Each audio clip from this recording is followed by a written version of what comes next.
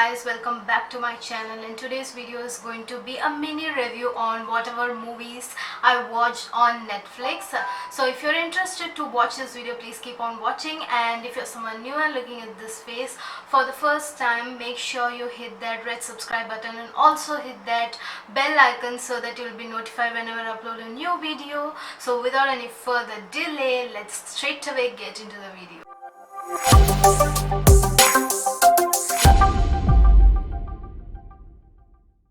The first movie in the list is Malang, and Malang is nothing but a Bollywood revenge drama. The storyline is very simple but better executed when compared to the regular Bollywood movies here. Our lead, Aditya Roy Kapoor, is someone who is scared of commitment in relationships, and this changes when he meets Disha Patni, who is our female lead, on his trip to Goa. Everything changes for them when they get unwillingly tied to the wrongdoings of the cops, which results in loss of his love. This is the reason he goes after the cops to take his revenge, and it's a one-time watch movie, guys. You can very well sit through it and complete the movie. It's a little bit long movie. I think it's around 2 hours 40 minutes. So that's that. So let's move to movie number 2, which is nothing but Rim of the World. This is an American science fiction fantasy movie, and the plot goes like this. There are a group of kids who get stranded in the summer camp when the alien attacks the planet, and these kids embark on a mission to save the world with the key to destroy the alien spaceship. So this is the simple plot of the story, and it's a bit of adventure kind of movie. This movie is for someone who doesn't mind about the deep logic of a movie, and it's mostly kiddish kind of movie. It's a very fun to watch movie. It has comedy, it has a little bit of travel, friendships, emotions. I personally like this kind of movies. I watch this kind of movies when I feel down so that it lifts up my mood. So this is one such kind of movie. You can give it a watch if you like to. So the third movie I watched is Drive. Drive is again a Bollywood movie. I do not wish to comment on this movie. I just solely watched this for Sushant Singh Rajput. So the fourth movie in the list is The Silence. The Silence is a horror thriller kind of movie. So this is a story about a teenage girl who lost her hearing ability in the age of 13, and her family. The world is under attack of the alien creatures, and these creatures hunt human by the sound. The story was good for the most part and looked thrilling as a family tries to escape from these creatures and fight to survive. The later part falls off track when the story moves through this strange cult, and these people are after this teenage girl. So that part was kind of boring. It's a one-time watch movie except the last 25 minutes, which was a kind of off. The fifth movie I watched is #Reality High, and this is an American teen movie. It is a story about this shy, ordinary, nerdy girl called Danny, and she is someone who get frequently bullied by these high-five teens, and one fine day Danny finally gets to woo her childhood crush on this guy who is now the ex-boyfriend of a social media celebrity. When Danny tries to woo her childhood crush, this particular social media celebrity interrupts and creates a lot of issues to her, and so that is a plot. The problems Danny faces and how she realizes her mistakes is actually fun to watch. This movie is more of a feel-good kind of movie, and it's worth a one-time watch. So the sixth movie I watched is two movies together. It's The Babysitter.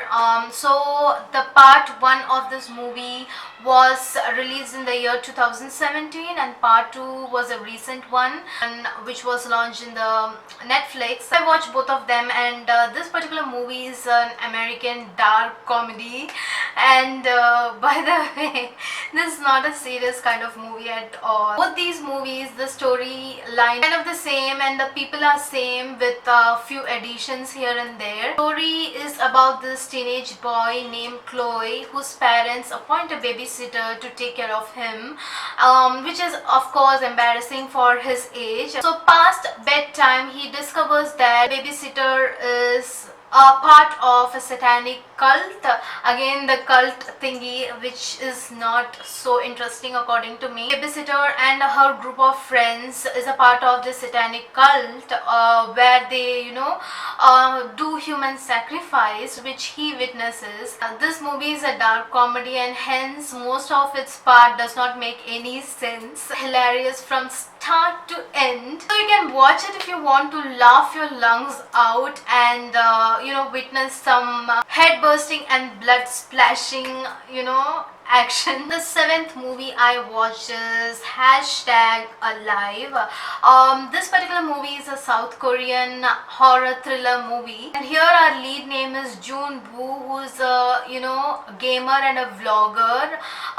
One day he hears a lot of noises and people running hayway around his building. Later he realizes that there was a virus attack and this has changed most of the people into zombies. He is left alone in this apartment and he has to survive. The journey of Jun Woo and the extent to which he goes to survive this apocalypse forms the story. This movie is actually worth watching, guys. You need to watch this at least once because the way they filmed it was actually a mix of emotions, because this movie has a sentiment, action, funny sequences, emotions, and moreover the actors are well-known faces from the famous K-dramas. So yeah. Next, the eighth movie I watched is The Ritual.